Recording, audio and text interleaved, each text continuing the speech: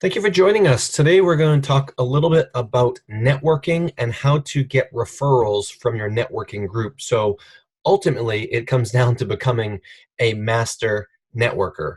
So where are some opportunities that you can run into people or identify potential sources of leads? Well, the first place that we should all look is our existing unfranchised organization, right? We already have relationships with people and we are financially connected in business with these individuals, and they know people that we don't know. So certainly reaching out to your existing teams, whether it's upline, downline, crossline, is a great way to build this networking referral relationship where they can introduce you to some of their contacts.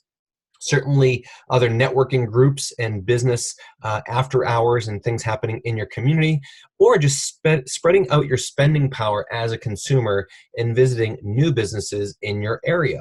So the most important thing when we talk about networking isn't the act of networking. It's actually just building relationships, right? So building a relationship with people in person actually creates a stronger bond, right? There's something special about that versus a text message, a Facebook message, even a phone call, or even a video conference. Something about being in person creates a much stronger bond, and it makes it easier to build upon, whether it's for the unfranchised business or website sales. So the most important thing that you can do is go out and talk with people, right? When you're at the bank, when you're at the grocery store, when you're out and about in the community, you're at the soccer field with your children, maybe you're at dance class or martial arts or swim lessons or in the doctor's office, right? Just get in the habit of talking with people. And it doesn't mean that you need to talk to people about your business or your products or your services. What you want to do is practice. Just practice getting in conversations with people. And I think that's the biggest hurdle that a lot of people have as a challenge is, how do I engage or start conversations with strangers, right? Cold contacts. Well, you just start by practicing. When you're out and about, just smile and say hello, right? How are you today? How's the weather? And just start some basic conversations, and you will get more and more comfortable just talking with people. And that is the ultimate skill, right? From there, you can start building a relationship, certainly with people that you run into frequently or that are in your community. And treat every challenge as a learning experience, right? If you feel uncomfortable, or you think that they feel uncomfortable, or it's something odd or awkward, just learn from it and trying to move forward positively in your next encounter, right? But of course, we always say be normal, right? Be yourself. Don't feel like you've got to be something you're not. If you feel like you've got to be the stuffy professional and you're acting that way, well, you're going to come across as awkward, right? If you're someone who's really enthusiastic and outgoing and you really clam up and you're shy, well, people can sense that, right? So you just want to be natural and be yourself. The most important thing is for you to care about the people that you're talking to, right? Care about your prospects or your candidates. In fact, I would just say people, right? And the most important thing about relationship building is you're not pitching your products, right? You're not talking about your products, your services, and your business. You're just building relationships, and relationships are built on people, right? Relationships are built with people, not with businesses. And I think that's important. So just go out there and have conversations, right? Invite people to coffee, invite people to grab a drink or lunch, or meet before hours, or meet at the water cooler at work, or whatever. You're just having conversations. So the thing that you want to remember is that the most important person that you're talking with is them, right? And they have a sign. Think of them having a sign across their forehead that says, "Make me feel special." They also have the signal, with them, "What's in it for me?" But the idea is that you don't want to be telling them, presenting, selling, lecturing, talking about yourself, or being overly direct. I think a lot of times people get so passionate, enthusiastic, and excited about what we have to offer that then they start really being more direct, more forward, and the prospect or candidate, or even just the person you're talking to, is kind of backing up, and they're thinking to themselves, "Oh my goodness, this is overwhelming. How can I end this conversation?" Or, "Geez, this person certainly loves to talk, or loves to talk about themselves." The most important thing is to ask questions, right? Ask questions. You don't want to be the interesting one. You want to be the interested one, right? Listen to them. Ask questions, lots of questions. If there's something that you can share that's relevant, certainly share it, and then ask another question, right? You want to talk about them, what is important to them, and really implement what we call the art of listening, right? Acknowledge that you heard what they said, rephrase it, and make a thoughtful comment. So acknowledge, let me make sure I heard you correctly. when you said, and then you state what they said, you're having trouble right now being found online, so your business is suffering. Or again, it might not be specifically business related from like a business networking meeting, but maybe it's just out and about and you say, well, geez, let me just make sure I heard that right. You're saying that you're working more hours because they let go a bunch of employees, but you're not getting compensated for the extra work. Wow. Right. And then you can add in some sort of relevant or thoughtful comment. So the idea is you just want to listen, really take it in, genuinely care about them, and then, rephrase it back to them and ask another question, right? When we're talking with our unfranchised owners, right, you want to get your team to work together. It's almost like you've got your own internal networking group. You might have one partner that focuses on Motives Cosmetics. You might have one that focuses on Nutrimetrics or TLS or Healthy Nutrition, Capital Resources, and Shop Financial and Debt Shredder. So the idea is that you've got a built-in network where everyone has their own little niche or little market, and everyone should be working together. Maybe do a core or conference call and get your teams together, upline, downline, crossline, whatever it is, and get people together and say, look, I'm looking to expand my business in Nutrimetrics. I'm looking to expand my business in WebCenters. Who are the people that you know? How can we help each other? And really create a strategy and start doing some three-way introductions. Maybe it's a text message, a phone call, a personal introduction. Hey, I want to introduce you to one of my business colleagues or business associates or a friend who happens to specialize in marketing. I know that you're a business owner, and I just thought that you guys would hit it off, right? When you have that third-party credibility, you've got that third-party introduction, it makes your job easier to build a relationship. Right. So the idea is that working with your team to find out who they may know, these contacts are much easier to work through. Right. So when your team efforts find these people and network with you, everyone benefits. Right. All the BV and IBV generated goes through the entire team. So it really comes down to focusing and working together. Now, a lot of times people say, well, what about cold calling, right? And cold calling is just picking up the phone and dialing 200, 300 phone numbers until you get an answer and hopefully setting appointments. Well, we don't really advise doing that. In fact, we don't even advise, going out and door knocking and walking into a bunch of different businesses because it is cold and they see you as a salesperson and what are they trying to sell me and how are they trying to get me?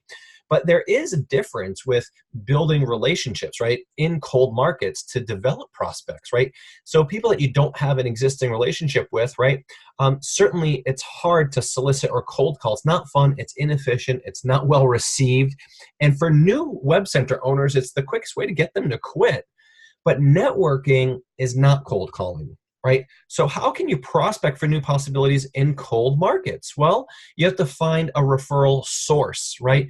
Do you know any well-connected people? And well-connected people are your liaison.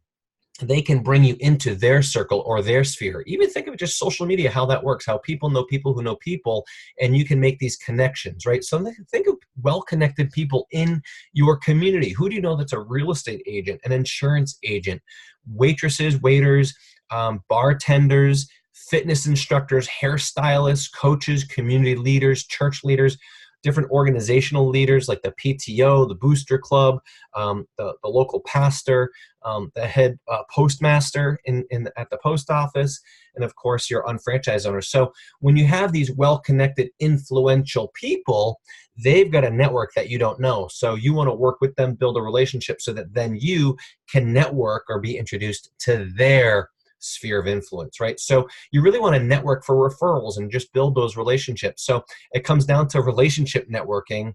And again, we said people do business with people they know, like, and trust. So it's about people liking people, people knowing people, and people trusting people. So when you have a third-party introduction, it raises that in the candidate or prospect's mind that you already know them, they like you, so that there's a level of trust already beginning, and that's why it's much easier to build these types of relationships, to build into some sort of business networking relationship, right? So the people that you know, take them out for coffee, lunch, or dinner, and let them know what you're doing. It might sound something like, Frank, I know you know a lot of people that would be great for me to meet, and I'm sure I know a good number of people that you'd be interested in meeting as well. Would you be up to exploring how we can help each other out? Let's grab a cup of coffee. Something as simple as that, and start that relationship, right? So in this is not a time to really share and pitch or promote your business. you want to wait for an opportunity to present your power statement, right? Something comes up, never get defensive. They might already have someone they're working with to pass along leads in your niche, and that's okay. There might be a way that we can certainly help them out, or should their other relationship fall through, or maybe there's something that you offer that that relationship doesn't, and you might have to explore some other opportunities other than your initial intent. So we connect with the intent to engage rather than connecting with the intent to sell, right? We're just looking to engage and build rapport. So make yourself out to be the expert, right? The specialist, the one who knows the right people. And again, if you're just getting started, you want to make sure that you let them know that you've got a team of people. So don't be afraid of questions that they might ask, technical questions, product related questions. You just say that, hey, you're the feet on the street, you're the relationship building part of the account, and that you have a whole team of people that kind of deals with the customer technical aspects, right? You can bring up business casually in conversation, ask them how business is going, what's going well, are there any challenges? The idea is it's just a chance to kind of break the ice. And again, if you're in a business networking group, it's really important that you are poised, professional, and postured, that you've got your power statement, that you know your what is it. And if you're not at that level yet, I'm going to advise that you practice role play, maybe even join a group like Toastmasters before you engage in a networking group. However, if you're ready to really network in the business professional arena, and you want to join a chamber of commerce, a business networking international, a LaTip, or any other type of networking group, then it's an incredible opportunity. But again, the idea is that you're just looking to introduce yourself so that you can have these little networking meetings. So you need to have an answer to what do you do, right? And it's got to be your answer. It's got to be something that's comfortable, flows off your tongue easily, and something that is natural for you, right? So it could be, I help businesses increase revenue through digital channels. I say we have an all-inclusive digital solution that helps businesses just like yours, right? Or my firm works with businesses to market themselves effectively online. Whatever it is, you want to practice it. A great written answer does not mean it sounds great verbally, right? So it's important that you say it out loud, practice it, let it roll off your tongue. I would actually encourage you to record yourself, leave yourself a voicemail, record it on your smart device, whatever it is, record it so you can hear yourself, listen to it. You can make some tweaks if you need to, role play with some other WebCenter owners or partners in your organization. I think role playing and doing some practice calls are one of the most incredible things that you can do to make sure that you can speak like a professional, right? So when we talk about networking groups, they're a great opportunity. These are businesses that are looking to get together with other businesses to network, to build relationships, and create a referral source. Now, you have to be careful if you're just starting, because there might be a networking group that is already established and everyone knows everyone, and they already have their own way of doing business, and they're not really looking, they're just doing it more for social reasons, right? So you want to be careful. And a lot of these, you can participate in a couple of different groups as a guest, right? Ask if you can come in and view or participate in one of their sessions to see if you want to become a member of the group. And you've got to find the right fit. In many cases, for example, say a BNI group, they have certain seats for each business category. So they might only have one chiropractor, they might only have one bank, they might only have one mortgage specialist, one real estate agent. So they have some sort of exclusivity. And they might already have a marketing company, they might already have a web designer, web developer. So you need to ask those questions and see if it's okay that there's multiple people in certain business categories. But you also want to say, hey, as the new person, is there a chance that I'm able to network with people? Or are you guys already set with who you're referring business to? Because you don't want it to be a waste of your time, energy, and money. So you got to evaluate the right fit. Again, a chamber of commerce, a BNI, certain religious groups, community and town groups. There's many of them happening on a local level that aren't affiliated with like a BNI or a chamber. And you might actually find a specific business networking group in town that might just get together. Maybe it's formal, maybe it's informal, maybe it's casual. In fact, there's some towns that do, a certain happy hour get together on, the first Tuesday of every month at the local watering hole or whatever it is. So you get out there and ask businesses those questions. You can go out and ask them, hey, I'm new to the area, I'm just getting started, or I'm looking at network. What are some groups that you belong to or that you heard of? And ask them. That might be a great approach initially. to sit down and say, hey, I'm looking to grow my business. You've been in business successfully for a while. I'd like to just, pick your ear and see some people that I could network with, or potential networking groups that you might have been a part of, right? It's a great icebreaker, so to speak. And of course, there's many online groups as well. There's certain groups like Meetup. You can go to Meetup. You can go on Facebook. You can go on LinkedIn and join lots of these groups. But you want to make sure that you don't spend a lot of your time just on these online groups, because you want to make sure that this is about building relationships, and take it offline as soon as you can, because that really builds a strong relationship. So to make the most of any networking event, you want to try and follow a couple simple rules, right? Networking goes both ways, so be open to learning about other people. In fact, I say that's the most important thing. Don't be one-sided. In fact, if you can, train yourself to only care about the other people and asking them questions about their business, and not even really worrying about mentioning your business, it'll do you wonders, right? You want to make sure that you've got a professional way to exchange information. You can text them, you can add them on your LinkedIn group. Maybe you have business cards or whatever it is. You want to make sure that your business cards don't just end up in your desk and sit in a pile, that you actually engage with these people. Third thing, ask questions. Use the time to identify qualified prospects, but just identify how you can potentially help them, or just ask them questions to see, how they're doing in business, who they know, where they're looking to expand their business. Just go through the 5 W's, right? Who, what, where, when, why. And then you can also ask how. And when you're asking these questions, you're just going to catalog this information and create conversation around it. And it's not a chance to sell, pitch, promote any of your products or services. It's not even time to really book a demo appointment or anything like that, but you might just say, hey, this is a great opportunity to meet other people. I've appreciated our time together. I don't want to take all your time today, so why don't you go out and meet some other individuals, but let's do this.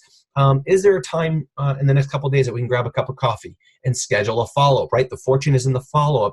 And in the follow-up, where it's more one-on-one, then you have an opportunity to make it more interactive with both of you. Right? So number 4, describe your client, right?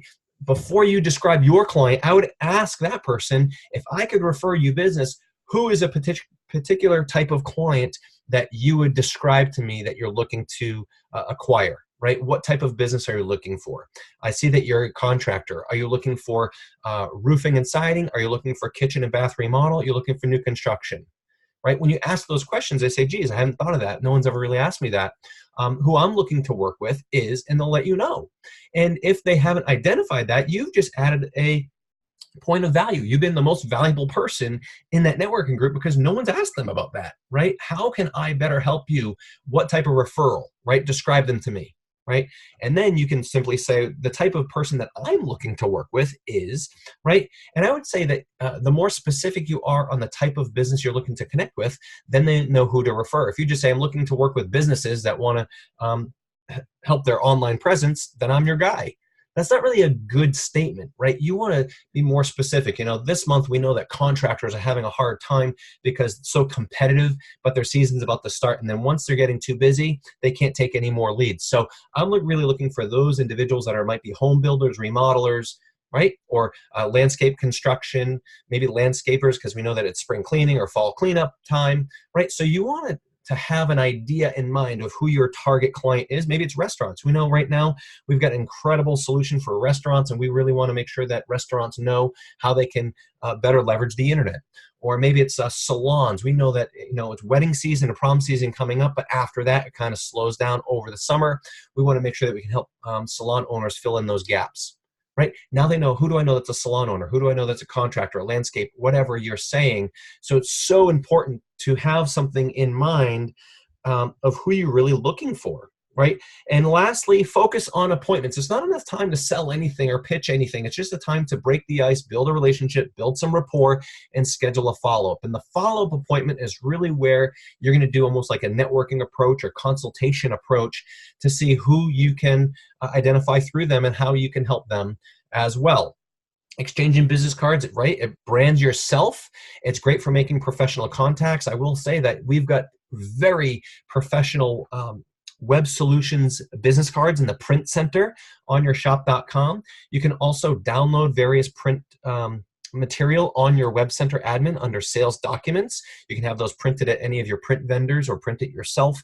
The idea is you want to have something that's quality. You don't want something that's flimsy, that's a matte finish, that it's really flimsy, and on the back it says, print your business cards for free with XYZ company. You want to have something that's sturdy, strong, memorable. It's not your resume. It's got to be clear, concise, but it's great to just have on you if someone asks for one.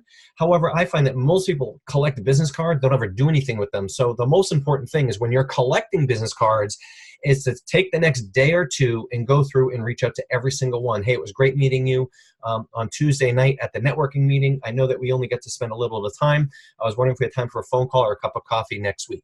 If it's someone that you collected a card but you never spoke to, you say, hey, we didn't get a chance to introduce ourselves. I was wondering if we can just have a quick phone call in the next day or two. You grab a cup of coffee, I'll grab a cup of coffee, we'll get on the phone and just introduce ourselves. It'll stand out because no one in the networking group is doing this, right? So it adds tremendous value. It's great for exchanging information once you've already booked an appointment with your contact information. I would say right now with the way technology is, you want to make sure that you send them a text message right away. Say, hey, I'd like to get you in my database. Let me send you a text message. What's your phone number? You type it in. It says, I'm going to send you a text with my name. You just type in your name. That way they get a text message with your phone number and your name, and even say your email address, or you can send them a contact card or a QR code or whatever you're doing. Just make it easy for them to have your contact information and to be able to engage in conversation with you, right? So certainly you can meet and learn learn from other people in person or on the phone, right? It doesn't have to be a scheduled face-to-face meeting, although face-to-face is best. But business owners are busy, right? They've got clients and business to tend to, so they might not have time for a face-to-face meeting, and that's okay. Just say, hey, I totally understand. I'm the same way. Why don't we do this? Why don't we pick a time before your day really starts? What time do you get to the office? 8 o'clock? Great. How about we just do a phone call at 7:45 to start our day? Or what time are you planning on taking lunch tomorrow? Let's do a quick phone call over lunch. Or, at the end of the day, once the office closes, what's your day look like? Or it could be evening. I'm not opposed to networking after hours once the kids go to bed, just as a way to build some relationships. So is it something that you'd be open to? Again, asking questions, right? So, similar to successful networking grants, make sure you learn about how you can share business with them, right? Don't be too techie. Have a quick way to describe our solution. We provide a better, more affordable way for small businesses to market their business online. We have an all-inclusive digital marketing solution. That's a quick one-liner.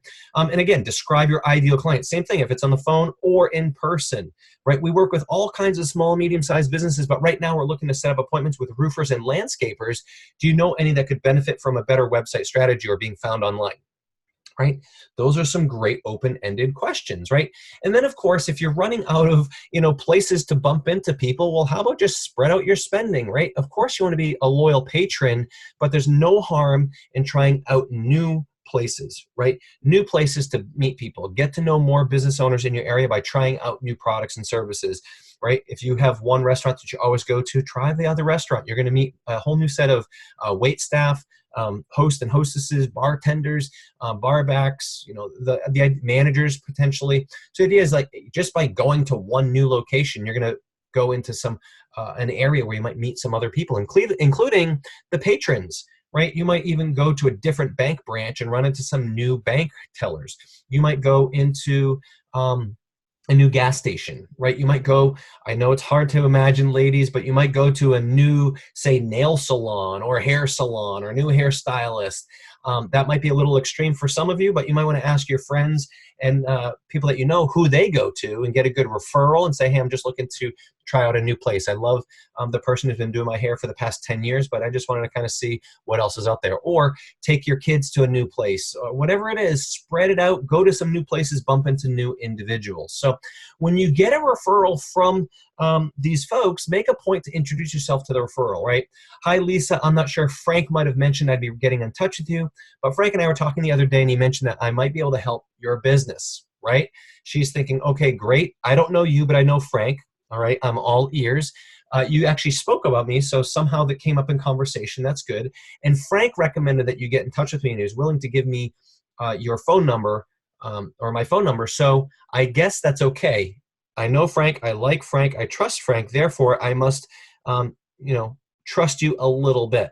right? Okay, great. What do you do? Now you need to have an answer to what do you do, right? So you need to make sure that you've got a way to be able to start building a relationship with Lisa. And the most important thing is just book that consultation type of appointment, right? So again, you can go into a variety of answers. Lisa, what my company does is help businesses leverage the internet, increase revenue efficiently. Frank mentioned, right? Anytime you can bring Frank back into the conversation, right? Frank mentioned that you might be looking to accomplish something along those lines, or Frank mentioned that you were saying that your website was having some difficulty, or Frank mentioned that he couldn't find you in a search engine search or whatever. Right?